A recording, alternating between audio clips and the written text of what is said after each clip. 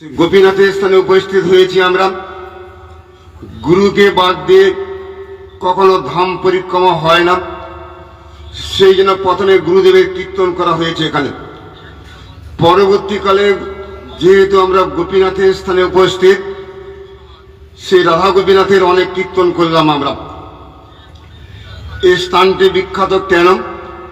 স্বয়ং চৈতন্য মহাপ্রভু তিনি এখানে এসেছেন। টোটা গোপীনাথ কাকে বলা হয়? টোটা মানে কি? বাগান, বগিচা। জায়গার নাম হচ্ছে গোপীনাথের বাগান। সেই বাগানের মধ্যে উপস্থিত আমরা। মন্দিরের মধ্যে অনেকগুলো বিগ্রহ দেখা যায়। সামনে আছে চটক পর্বত। সেই চটক পর্বতের মধ্যে গৌড়ীয় মঠ, যদি ভক্তি সিদ্ধান্ত প্রভুপাদ তিনি স্থাপন করে গেছেন। পরবর্তীকালে বাগবাজার উলমি মহারাজ এই মঠটি তিনি পরিচালনা করছেন বর্তমানে। এই জায়গাটা বিখ্যাত জায়গা কিসের জন্য? মন্দিরের মধ্যে গোপীনাথ, স্বয়ং শ্রীমতী রাধারানী, ললিতা দেবীর মূর্তি দেখা যায়।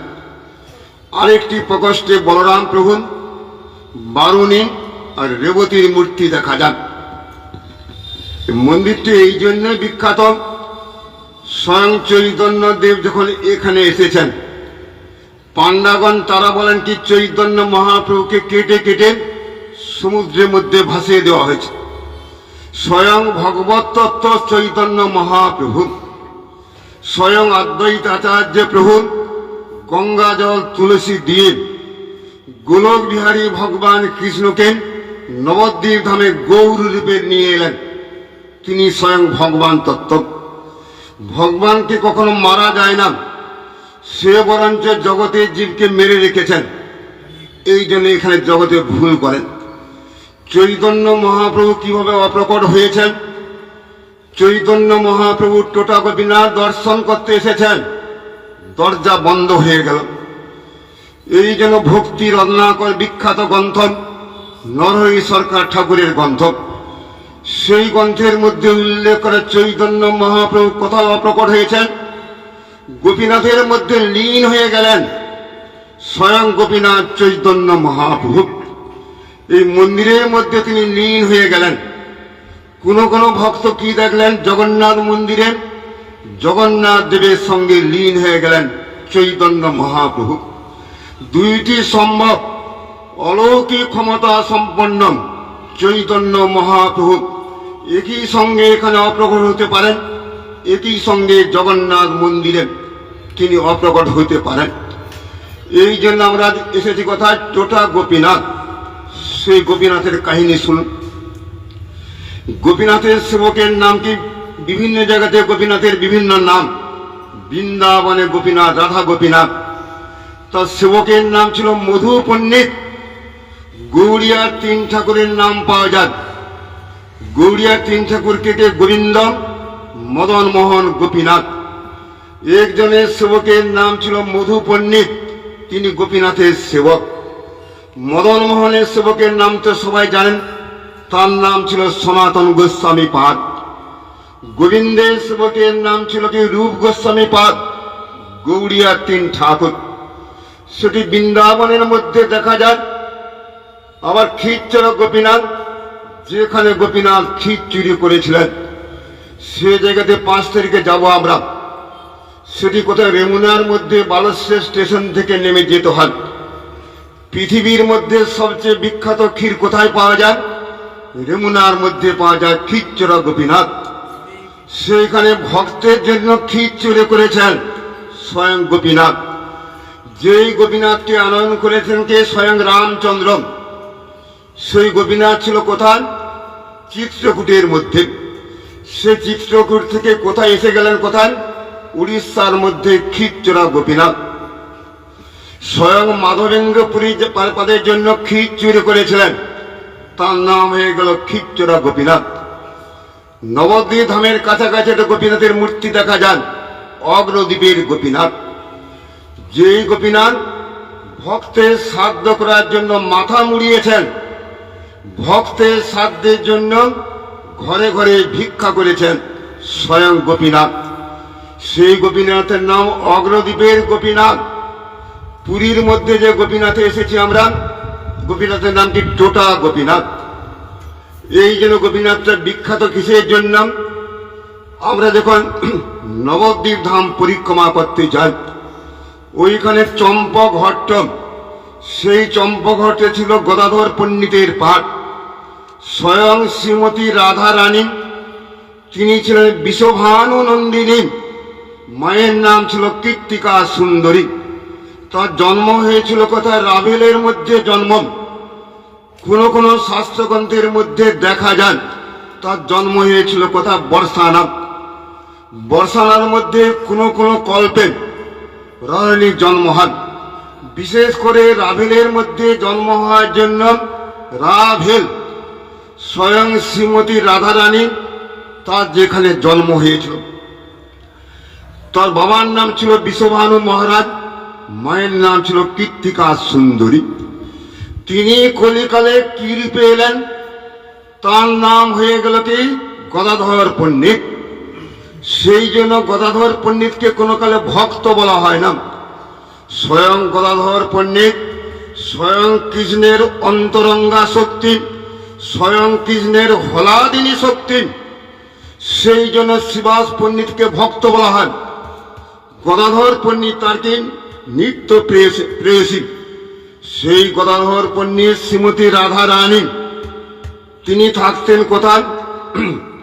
নবদ্বীপ ধামের মধ্যে চম্পঘট্ট, চাপাহাটি। তার সেবকের নাম ছিল বাণীনাথ। চৈতন্য মহাপ্রভু 24 বছর গৃহস্থ আশ্রমে ছিলেন। গৃহস্থ আশ্রমের কর্তব্যটা কি? গৃহস্থ আশ্রম কিভাবে পালন করতে হয়, চৈতন্য মহাপ্রভু শিক্ষা দিয়ে গেলেন। চৈতন্য মহাপ্রভু শিক্ষা দিয়ে গেলেন, গুরু বৈষ্ণবগণের সেবা করো, গোবিন্দের নাম কীর্তন করো, তবেই তুমি কৃষ্ণকে লাভ করতে পারবে। তখন যখন তিনি গৃহস্থ আশ্রমে ছিলেন, অনেক লীলা করে গেছেন। সেইখানে বৈষ্ণব সেবা করে গেছেন নিজের হাতে। 24 বছর যখন পেরিয়ে গেলাম, সন্ন্যাস গ্রহণ করেছিলেন। কাটোয়ার মধ্যে সন্ন্যাস গ্রহণ করেছিলেন। চৈতন্য মহাপ্রভুর দীক্ষাগুরুর নাম কি? চৈতন্য মহাপ্রভুর দীক্ষাগুরুর নাম ছিল ঈশ্বর পরিবার। যেই সময় চৈতন্য মহাপ্রভু গয়ার মধ্যে গিয়েছিলেন, প্রভু কহে গয়া যাত্রা সফল আমার, যখন দেখিনি আমি চরণ তোমার। গয়ার মধ্যে পিণ্ড দেওয়ার উদ্দেশ্যে আমি আসি নাই, আপনার মতো মহৎ ব্যক্তিকে গয়ার মধ্যে দর্শন করে ধন্য হয়ে গেলাম। গুরু বৈষ্ণবগণকে দর্শন করলে মানুষ ধন্য হয়ে যান। চৈতন্য মহাপ্রভু দীক্ষা নিয়েছিলেন গয়াতে। অনেকে চিন্তা করে কি নবদ্বীপ ধামে গিয়ে দীক্ষা নেব, এটি ঠিক নয়। যেখানে গুরুদেব দীক্ষা দেন সেইটি নবদ্বীপ ধাম। যদি পাহাড়ের মধ্যে গুরুদেব দীক্ষা দেন, সেটিকে নবদ্বীপ ধাম বলা হয়। আমার যে দীক্ষাতে হয়েছিল সেটিকে চূড়া পাহাড়ের মধ্যে হরিনাম হয়েছিল নবদ্বীপ ধামের মধ্যে। স্বয়ং গুরুদেব কৃপাপূর্বক যেখানে দীক্ষা দিবেন সেইটি বৃন্দাবন ধাম, সেইটি নবদ্বীপ ধাম। এই জন্য সেই গুরু বৈষ্ণবগণের কৃপাতে আসতে হয়, ধাম দর্শন করতে হয়। এই জন্য চৈতন্য মহাপ্রভু 24 বছর যাবৎ গৃহস্থ আশ্রমে ছিলেন। সে তখন মনে করল কি, সবাই মনে করে কি সচির বেটা, এই মনে করে জগতের লোক আমাকে সম্মান করে না। যদি আমি সন্ন্যাস গ্রহণ করে চলে যাই, সন্ন্যাসীকে দেখার সঙ্গে সঙ্গে কেউ যদি প্রণাম না করেন, তাকে 3 দিন না খেয়ে থাকতে হয়, শাস্ত্রগ্রন্থের বিধান। সন্ন্যাসীকে দেখার সঙ্গে সঙ্গে প্রণাম করতে হয়, নতুবা 3 দিন উপবাস করতে হয়, প্রায়শ্চিত্ত করতে হয়। চৈতন্য মহাপ্রভু চিন্তা করলেন কি আমি সন্ন্যাস গ্রহণ করে জগৎজীবকে উদ্ধার করে নিয়ে যাব। চৈতন্য মহাপ্রভু সন্ন্যাস গ্রহণ করে পুরীধামে এসে গেলেন। যেটি গ্রন্থের মধ্যে লেখা আছে, দারু ব্রহ্ম সমীপস্থম সন্ন্যাস অকিচ্ছম। সন্ন্যাস গ্রহণ করার পরে আমি জগন্নাথ ক্ষেত্রে অবস্থান করব, সেটি আগে থেকে লেখা আছে। চৈতন্য মহাপ্রভু যে নবদ্বীপ ধামে অবতীর্ণ হবেন সেই কথাগুলো লেখা আছে শাস্ত্রগ্রন্থের মধ্যে।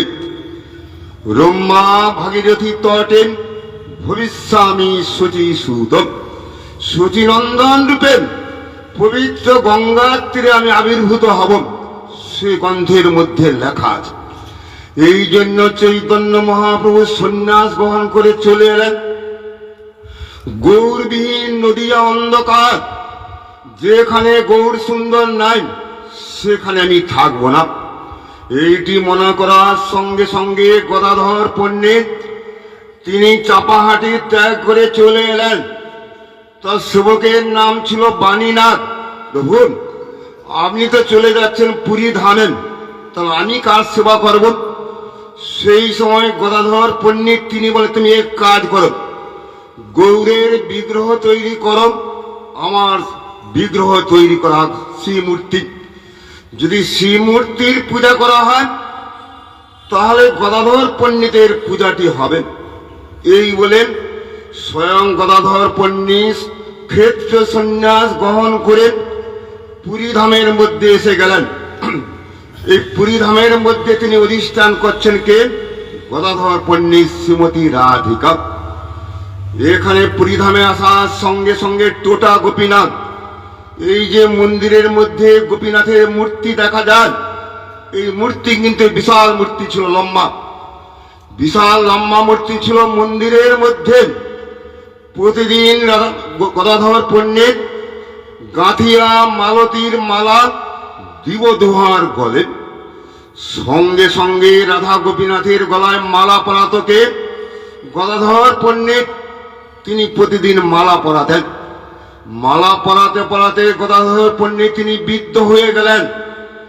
যদি মালা পরিয়ে বৈষ্ণবগণের গলায় দেওয়া হয়, মালা পরিয়ে যদি গুরুদেবের গলায় দেওয়া হয়, মালা যদি গোপীনাথের গলায় দেওয়া হয়, তাহলে কিন্তু তাকে মাতৃস্তন্য পান করতে হবে না, এই জগতে আর ঘুরপাক খেতে হবে না।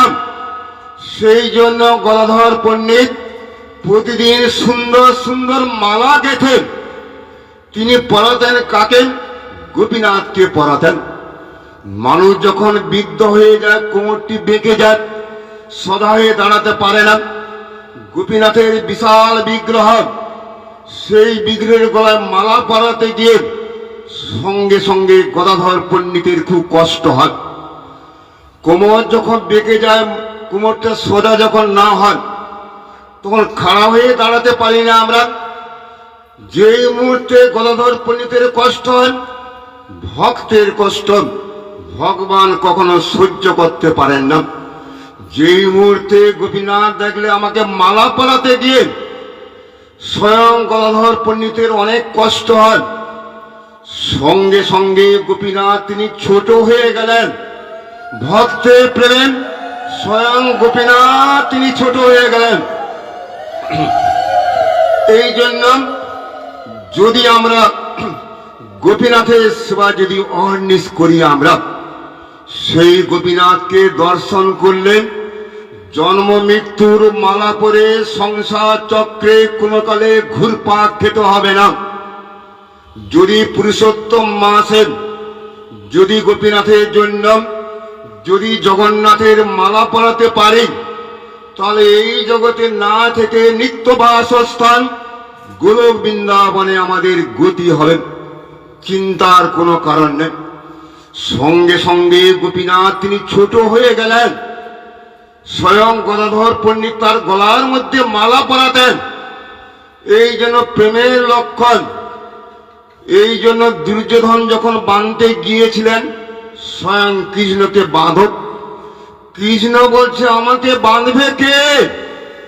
আমি জগতের সবচেয়ে বৃহত্তম বস্তু, আমি জগতের সবচেয়ে ক্ষুদ্র থেকে ক্ষুদ্রতম বস্তু, এ জগতের কেউ বাঁধতে পারে না। সেই জন্য দুর্যোধন দেখলেন কি বিশাল রূপ দর্শন করলেন, বাঁধতে পারলেন না। মা যশোদা বেঁধেছেন, ছোট হয়ে গেলেন মায়ের কাছে।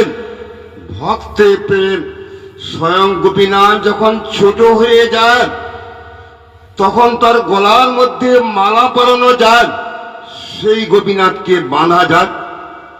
এইভাবে স্বয়ং গদাধর পণ্ডিত বহুত দিন তিনি এখানে ছিলেন। যেই সময় চৈতন্য মহাপ্রভু এসেছেন, এই যে চটক পর্বত দেখার সঙ্গে সঙ্গে কি বলে, এই তো বৃন্দাবন ধাম, এই তো গোবর্ধন শৈলব, আর আমরা করি কি বৃন্দাবন ধাম পরিক্রমা করতে যাই। তুমি কি দর্শন করে এলেন?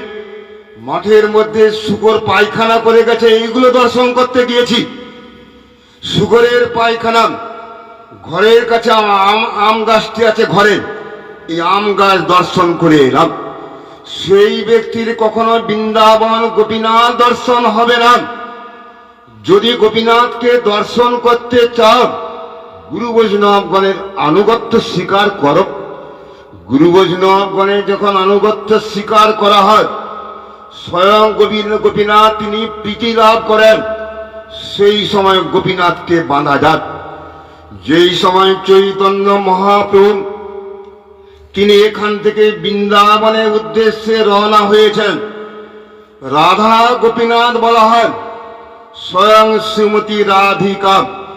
যেহেতু গদাধর পণ্ডিত তিনি আর থাকতে পারলেন না, তিনি বলেন যে চৈতন্য মহাপ্রভু তিনি যেহেতু বৃন্দাবন ধামে যাচ্ছেন, আমি কিন্তু জগন্নাথপুরীর মধ্যে থাকবো না। যেখানে চৈতন্য মহাপ্রভু সেখানে আমি। এই জন্য তিনি কলকে চৈতন্য মহাপ্রভুর পিছন পিছন ধাবিত। শাস্ত্রগ্রন্থের নিয়ম একটি আছে, যে মুহূর্তে ক্ষেত্র সন্ন্যাস গ্রহণ করা হয়, যখন আমরা বানপ্রস্থ অবলম্বন করি, সেই ব্যক্তি কখনো ঘরে ফিরে যেতে পারে না। কলিকালে সব উল্টো পাল্টা হয়ে গেছে, বিয়ে করেছেন, আগের পক্ষে সব বউটো আছেন, বানপ্রস্থ অবলম্বন করে বারবার করে মাসের মধ্যে দুবার ঘর যাচ্ছে। সেই জন্য জৈব ধর্মের মধ্যে স্বয়ং ভক্তিবিনোদ ঠাকুর বলে গেলেন বান্তা আসি। এই কুকুরগুলো করে কি বমি করেন, সেই কুকুরগুলো বমি করেন, আবার সেই বমি খেয়ে ফেলে কুকুরগুলো। যেই বস্তু আমি ত্যাগ করে এলাম, সেই বস্তু গ্রহণ করার জন্য আবার সংসারে চলে গেলাম। চৈতন্য মহাপ্রভু বলে, তুমি তো ক্ষেত্র সন্ন্যাস গ্রহণ করেছ গদাধর, আমার সঙ্গে তোমার যাওয়া হবে না। ভক্তগণের ক্ষেত্রে সন্ন্যাস আর না সন্ন্যাস দুইটি একই ব্যাপার। সেই সময় চৈতন্য মহাপ্রভু তিনি ফিরিয়ে দিলেন, না যাওয়া হবে না। সঙ্গে সঙ্গে গৌরের বিরহে স্বয়ং গদাধর পণ্ডিত মূর্ছা গেলেন, অজ্ঞান হয়ে গেলেন। দেখুন, যাকে ভালোবাসা যায়, ভালোবাসার বস্তু যদি এই জগৎ থেকে চলে যান, সেই ব্যক্তি দেহের মধ্যে প্রাণ থাকে না। সেই জন্য গদাধর পণ্ডিত তিনি মূর্ছা হয়ে পড়লেন। এই জন্য এই জগতে ক্ষেত্র সন্ন্যাস রক্ষা করতে হয়। সেই গদাধর গোপীনাথের কাছে আমরা এসেছি, তার কৃপা প্রার্থনা করি আমরা। তিনি শুধু গোপীগণের নাথ নন, সেই গোপীগণের মধ্যে শ্রেষ্ঠকে স্বয়ং শ্রীমতী রাধা রানী। এই জগতে গৌর সুন্দর তিনি এসেছেন। গৌর সুন্দরের অপর নাম কি গোরা। গোবিন্দের গো নিয়ে, রাধিকার রা নিয়ে এই জগতে গৌর সুন্দর এলেন। সেই জন্য গৌর সুন্দরের নাম কি গোরা। গোবিন্দ সর্বস্ব মম, রাধিকা জীবন মম। সেই জন্য রাধিকাকে বাদ দিয়ে গোবিন্দ তিনি থাকেন না, গোপীনাথ তিনি থাকেন না। সেই গোপীনাথের যদি কৃপাটি লাভ হয়, তার কৃপা লাভ করতে গেলে কার কৃপা লাভ করবো আমরা? স্বয়ং গদাধর পণ্ডিতের কৃপা লাভ করা দরকার। যদি গদাধর পণ্ডিতের কৃপা লাভ করতে হয়, গুরুদেবের কৃপা লাভ করতে হয়। গুরুদেবের কৃপা ব্যতীত ধাম দর্শন হবে না, ধাম পরিক্রমা অসম্ভব। এই জন্য প্রথম যে প্রকোষ্ঠটি দেখলাম, যেখানে চৈতন্যদেব অন্তর্ধান হয়েছেন, সেই বিখ্যাত মন্দির। প্রথম যে প্রকোষ্ঠ দেখা যায় বলরাম প্রভু, দুই দিকে তার দুই শক্তি। এক শক্তির নাম হচ্ছে বারুণী, দ্বিতীয় শক্তির নাম ছিল কি রেবতী দেবী। সে বারুণীর কাহিনী বৃন্দাবন ধামের মধ্যে যখন ওরা বাস নিয়ে পরিক্রমা করতে যায়, সে জায়গার নাম রামঘাট। যেই রামঘাটের মধ্যে স্বয়ং বলরাম প্রভু রাস ক্রীড়া করেছেন। স্বয়ং কৃষ্ণ তো রাস ক্রীড়া করেছেন কাকে নিয়ে? স্বয়ং শ্রীমতী রাধিকা ব্রজের গোপীগণকে নিয়ে গোবর্ধনের কন্দরে কন্দরে বংশী বটের মধ্যে রাস ক্রীড়া করেছেন। স্বয়ং বলরাম প্রভু কিন্তু গোবর্ধনের রাস ক্রীড়া করেননি। স্বয়ং বলরাম প্রভু বংশী বটের মধ্যে রাস ক্রীড়া করেননি। বলরাম প্রভু শ্রীমতী রাধিকা, ললিতা, বিশাখা তাদেরকে নিয়ে রাস ক্রীড়া করেননি। বলরাম প্রভু যাদেরকে নিয়ে রাস ক্রীড়া করেছে সেটি কোথায়? রামঘাটের মধ্যে। সেই রামঘাটের মধ্যে বারুণী পান করেছিলেন, নিজের স্ত্রীকে গ্রহণ করলেন কে? বলরাম প্রভু। যমুনাকে তিনি ডাকলেন, আমার সঙ্গে বিহার করো যমুনা।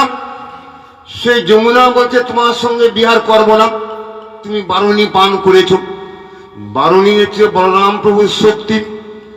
সঙ্গে সঙ্গে বলরাম প্রভু তিনি কি করলেন? নাঙল দিয়ে যমুনাকে আকর্ষণ করলেন। সেই যমুনা ওখানে বেঁকে গেল। যমুনা সব জায়গাতে সজা দেখা যায়, ওই রামঘাটের কাছে যমুনা তিনি বেঁকে গেছেন। ওইখানে যমুনা আকর্ষণ লীলা, ওই জায়গাতে রাস ক্রীড়া, ওই জায়গাতে দিবির বানরকে বধ করেছিলেন, বিখ্যাত জায়গা। বলরাম প্রভুর দ্বিতীয় স্ত্রীর নাম ছিল কে? দ্বিতীয় স্ত্রীর নাম ছিল রেবতী দেবী, যার জন্ম হয়েছিল সত্য যুগে। সেই সত্য যুগের মানুষ ছিল 21,000 লম্বা। মেয়ে কিন্তু প্রতিজ্ঞা করে আছেন, এই জগতের কোন ছেলেকে বিয়ে করব না। এই জগতের ছেলেগুলো তো মরেই যাবে দুদিন পরে।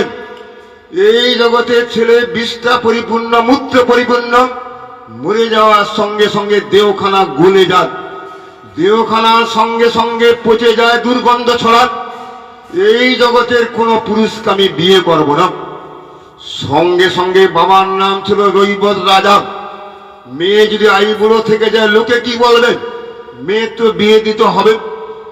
সেই সময় দেবর্ষি নারদ বিনা যন্ত্র বাজাতে বাজাতে ওইখানে পৌঁছে গেল। তোমার কন্যার একমাত্র পাত্রকে, স্বয়ং বলরাম প্রভু একমাত্র ছেলে, সেই ছেলের সঙ্গে বিয়ে হবে। সেই ছেলে কিন্তু অবতীর্ণ হয় নাই। সেই ছেলে অবতীর্ণ হবে কোন যুগে? দ্বাপর যুগে অবতীর্ণ হবে। যেই সময়ে ভগবান কৃষ্ণচন্দ্র ভক্তগণকে রক্ষা করার জন্য, রাস ক্রীড়া করার জন্য, অসুরগণকে ধ্বংস করার জন্য এই যুগে অবতীর্ণ হবেন কৃষ্ণচন্দ্র। সেই সময় বলরাম প্রভু তিনি এই জগতে জন্মগ্রহণ করবেন। সেই জন্য রৈবত রাজা, তার কন্যার নাম ছিল রেবতী, তাকে নিয়ে বৃন্দাবন ধামে এসে গেলেন। সেই বৃন্দাবন ধামে অপেক্ষা করতে করতে বলরাম প্রভু জন্ম হয়। দেবকীর সপ্তম গর্ভের মধ্যে বলরাম প্রভু জন্ম হয়। যেই গর্ভকে আকর্ষণ পূর্বক স্বয়ং যোগমায়া দেবী রোহিণীর গর্ভে গিয়ে স্থাপন করছেন। বসুদেব মহারাজের দুইজন স্ত্রী, একজনের নাম ছিল রোহিণী, দ্বিতীয় স্ত্রীর নাম ছিল কি দেবকী দেবী। সে দেবকীর গর্ভকে আকর্ষণ করে রোহিণীর গর্ভে গিয়ে স্থাপন করলেন। আস্তে আস্তে করে বলরাম প্রভু কৈশোরকালে উপনীত। এখন বলরাম প্রভুর সঙ্গে বিয়ে হবে কয় রেবতী দেবী। স্বয়ং বলরাম প্রভু ছিল 7 হাত লম্বা। ত্রেতা যুগের মানুষ ছিল 14 হাত লম্বা। সত্য যুগের মানুষ ছিল কত হাত লম্বা? সত্য যুগের মানুষ ছিল 21 হাত লম্বা। কলিকালের মানুষ 3.5 হাত। কলির শেষে কি দেখা যাবে? 1 হাত লম্বা। 1 হাত মানুষ লম্বা হয়ে যাবে। যেই মুহূর্তে বলরাম প্রভুর সঙ্গে তার বিয়ে হবে, এই জগতে কি দেখা যায়? ছেলে কিন্তু একটু লম্বা বেশি হয়, মেয়ে কিন্তু লম্বায় ছোট হয়। এই ক্ষেত্রে ব্যতিক্রম হয়ে গেল। রেবতী দেবী 21 হাত লম্বা, বলরাম প্রভু 7 হাত লম্বা। তাহলে মেয়ের সঙ্গে ছেলের বিয়ে হবে কি করে? মেয়েকে ছোট করতে হবে। সঙ্গে সঙ্গে বলরাম প্রভু হাতের মধ্যে লাঙলটি তুলে নিলেন। সেই লাঙলটি কাঁধের মধ্যে চাপ দিলেন। কার? রেবতী দেবীর কাঁধের মধ্যে চাপ দিলেন। যেই মুহূর্তে কাঁধের মধ্যে চাপটি দিয়েছেন, সঙ্গে সঙ্গে 7 হাতে ছোট হয়ে গেল। যে 21 হাত লম্বা ছিল অলৌকিক ক্ষমতা বলরাম প্রভু, তাকে 7 হাতে ছোট করে ফেললেন। সেই জন্য বৃন্দাবনে বিয়ে হয়েছিল কার সঙ্গে? কৃষ্ণের, বলরাম প্রভুর সঙ্গে রেবতী দেবীর বিয়ে হয়। আমরা জানি কৃষ্ণের সঙ্গে বিয়ে হয়েছিল কার? আয়ান ঘোষের বিয়ে হয়। সেই কৃষ্ণের সঙ্গে স্বয়ং রাধারানীর বিয়ে হয়েছিল কোথায়? ভান্ডির বনের মধ্যে। স্বয়ং ললিতা সখীর বিয়ে হয়েছিল বৃন্দাবন বর্ষানার মধ্যে। সে জায়গার নাম কি? আলতা পাহাড়ি। সেই আলতা পাহাড়ির মধ্যে কৃষ্ণের সঙ্গে প্রথম বিয়ে হয়, তার নাম ছিল ললিতা সখী। এই জগতে যত সখী দেখা যায়, প্রথম কিন্তু কৃষ্ণের সঙ্গে বিয়ে হবে। যদি কৃষ্ণের সঙ্গে বিয়েটি না হয়, তাহলে এই জগতে কোনো ছেলের সঙ্গে বিয়ে হবে না। এই জন্য আমাদের গুরুর কাছে দীক্ষা গ্রহণ করে কৃষ্ণকে বিয়ে করি আগে।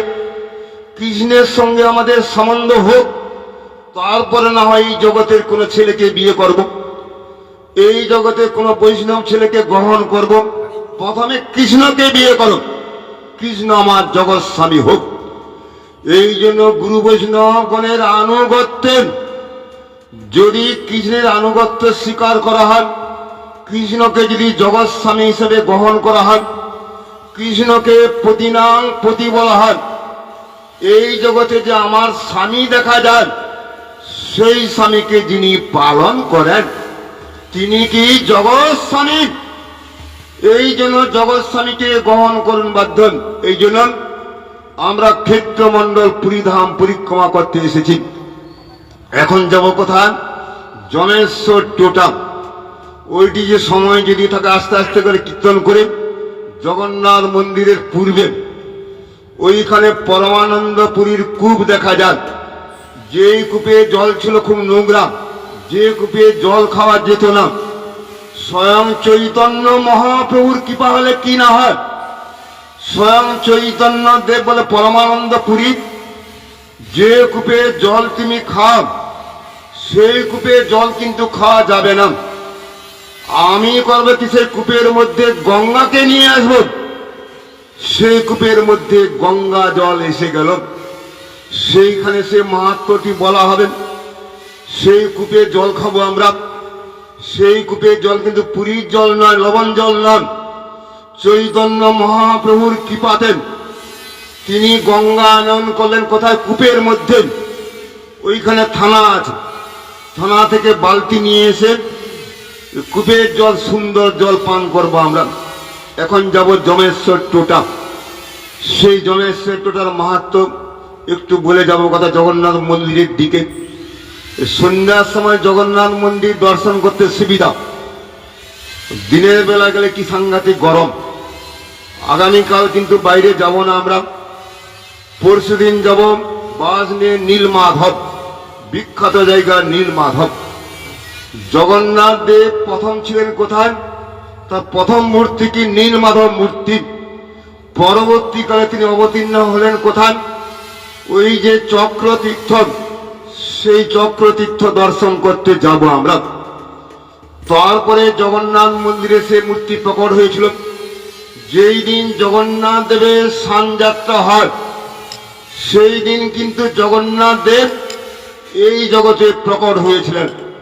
যেই দিন জগন্নাথ দেবের স্নানযাত্রা, সেই দিন জগন্নাথ দেব এই জগতে এলেন। সেই জন্য স্নানযাত্রা বিখ্যাত। পরবর্তী রথযাত্রা, পরশুদিন পরিক্রমা করতে যাব কোথায়? নীলমাধব। আর দেব সাক্ষী গোপাল। মাঝখানে পড়বে ভার্গী নদী, যেই নদীর মধ্যে চৈতন্য মহাপ্রভু দণ্ডকে 3 খণ্ড করেছিলেন কে? স্বয়ং গুরুতত্ত্ব নিত্যানন্দ প্রভু। এই জন্য কলিকালে ত্রিদণ্ড সন্ন্যাস, এই সম্বন্ধে পরে ব্যাখ্যা করা হবে। এখন যাব জমেশ্বর টোটা। ওখানে সামান্য কীর্তন করে মহিমা বলে আমরা পরমানন্দের পুরীর কূপ দেখে যাব জগন্নাথ মন্দিরের মধ্যে জগন্নাথ দেবকে প্রথম দিন দর্শন করি। আগামীকাল আমাদের সকাল সকাল বেরোবো। প্রথম যাব কোথায়? সিদ্ধ বকুল, ওইখান থেকে যাব গম্ভীরা, তারপরে যাব সার্বভৌম ভট্টাচার্যের গৃহ শ্বেত গঙ্গা। যদি সময় থাকে আমরা প্রভুপাদের জন্মস্থান নারায়ণ ছাতা, প্রভুপাদের জন্মস্থানের নাম কি? নারায়ণ ছাতা, যেখানে চৈতন্য গৌড়ীয় মঠ যেখানে আছে, যেখানে জগন্নাথ দেব থেমে গিয়েছিলেন রথের সময়, রথ যায় না। যেই মুহূর্তে বাচ্চা ছেলেটা রথের দড়ি স্পর্শ করল, সঙ্গে সঙ্গে রথ চলতে শুরু করেছিল। বিখ্যাত জায়গা পুরীর মধ্যে ইন্দ্রদুম্ন সরোবর, পুরীর মধ্যে চক্র তীর্থ, পুরীর মধ্যে মার্কেন্ডীয় সরোবর, পুরীর মধ্যে লোকনাথ শিব, অনেকগুলো জায়গা আছে। আমরা 4 তারিখ পর্যন্ত পুরীর মধ্যে আছি। আমরা 5 তারিখে চলে যাব খিরচোরা গোপীনাথ। খিরচোরা গোপীনাথের ওখানে কি আছে? শ্রীধর আচার্যের বাড়ি, বলদেব বিদ্যাভূষণের গৃহ আছে। যেই বলদেব বিদ্যাভূষণের বিখ্যাত গ্রন্থ, সেই গ্রন্থের নাম সিদ্ধান্ত রত্নম, সেগুলো ওইখানে আলোচনা করা হবে। খিরচোরের মহিমা আলোচনা এখন